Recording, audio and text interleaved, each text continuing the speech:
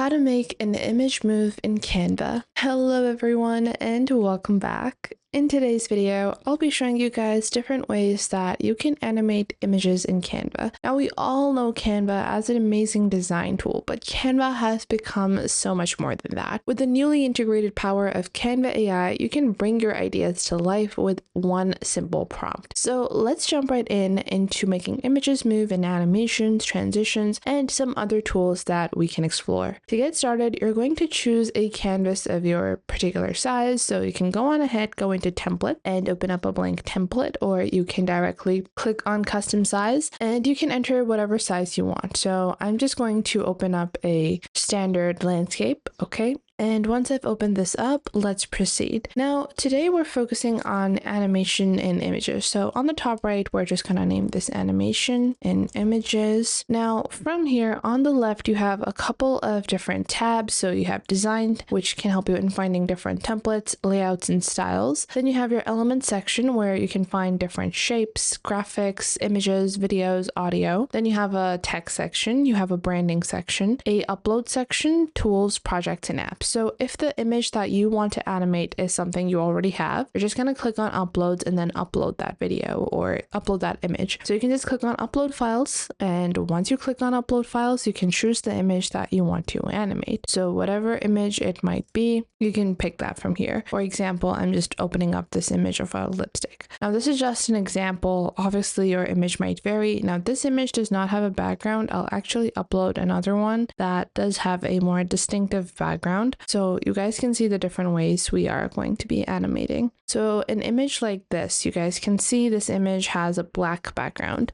Now if I click on this and I click on background remove on the top, you will see that the background will be removed and the subject will be extracted. This depends on personal preferences and how someone wants to animate. Now whenever you select a image or a graphic in Canva, you can animate it in two primary ways. First off, click on the image and then click on animate on the top. Now, when you click on animate on the top, you will see on the left, you have page and then you have photo animations. Now, within photo animations, you have custom as well as some other animations. Other than these animations, you also have general add-on effects. Add-on effects are the type of effects that are going to remain on the image till the image is moved. So if I add this pulsing effect, the image will keep on pulsing until I move to the next page. However, if I add things like the photo zoom, photo rise, scrapbook, tectonic, or any other animation, the animation will only appear until the time of my transition from page 1 to page 2. After I've switched or after the transition is completed,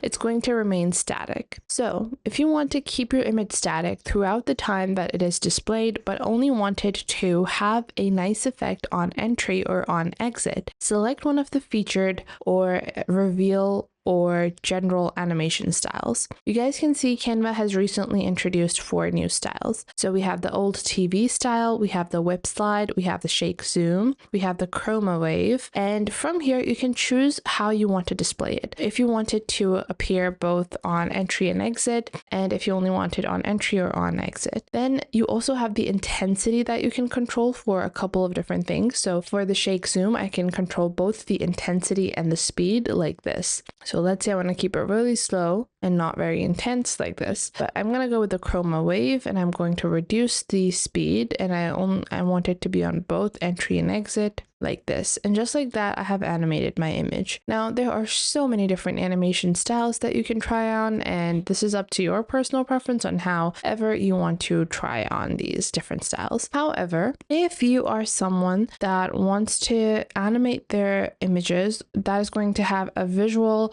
or a movement effect throughout the entire time that the image is displayed, you can scroll down and you can add one of these add-on effects. So if you add these effects, it doesn't matter if it's on entry or on exit, it's going to keep on animating until it is being displayed. For example, I'll add the rotating effect and the flicker effect. I'm just going to remove the flicker one because it's going to look a bit much. And I'm just going to turn on the speed for this. Now when I click on share and then when I click on present, not this, but if I click on share or just like so. You guys can see it's going to keep on looping like this over and over again. So you can create these types of animations. However, we also have another type of animations. We're going to first remove this animation and we're going to go into custom animation. So with custom animations, you can click on over here and draw a pathway of how you want your image to move like this. And this is how the image is going to move. Now this is not going to look really nice, so I like to actually do this on things that don't have a background. Usually I like to animate third elements such as like a butterfly or a bird within my image. So if I take this image over here, or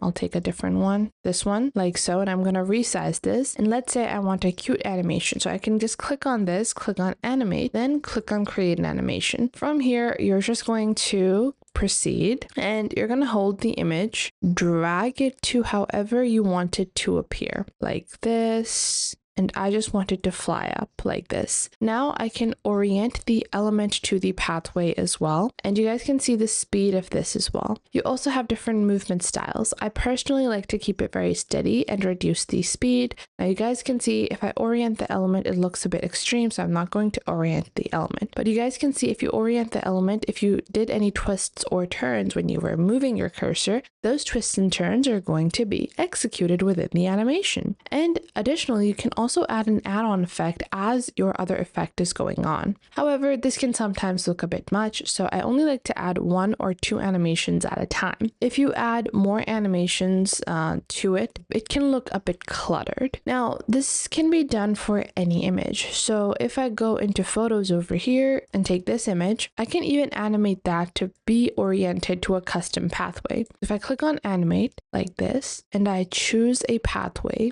like so. And if you are on a tablet or an iPad or any touchscreen device and you have a pen, you can easily make these lines very straight. However, if you are using a cursor, then it's going to be a bit difficult to keep these lines very straight. I'm going to make the movement smooth or steady. I think I'm going to go with smooth instead. Reduce the speed. I can orient the element like this as well, but I don't want to. And then I can click on done. And now whenever I'm presenting this image, it's going to be displayed just like so. And just like that, I have animated images. Now, Canva has recently introduced some other features, which I would like to give you guys a quick talk about. This is Canva AI, which you can navigate into from the top left. Once you go into Canva AI, you're going to see you have a basic prompt box where you can enter any type of idea. So I wanted to design for me, and from here you guys can see what you can do with AI. They have certain suggestions.